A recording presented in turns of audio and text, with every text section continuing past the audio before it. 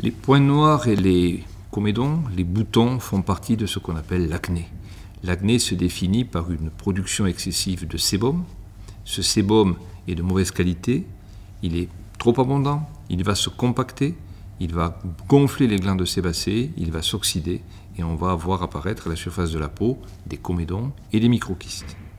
Ensuite, une bactérie bien connue qu'on appelle le Propionibacterium acnes va venir coloniser tout cela et il va y avoir l'apparition de lésions inflammatoires, ce que les adolescents appellent des boutons rouges ou des boutons blancs et que nous appelons, nous, dermatologues, des papules ou des papulopustules.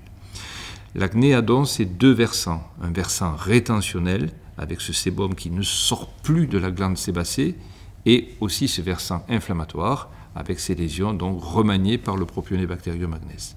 Et le traitement de l'acné, à la fois médicamenteux et dermocosmétique, va devoir intégrer ces deux composantes, rétentionnelle et inflammatoire.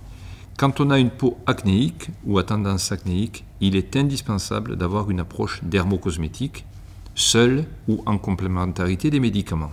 Cette approche dermocosmétique, elle passe toujours par un nettoyant. C'est un nettoyant qui va être adapté à une peau grasse, qui va stabiliser la séborrhée, mais sans trop délipider, sans trop dégraisser. Sinon, on aura ce qu'on appelle une séborrhée réactionnelle, ce qui sera pire que le statut précédent.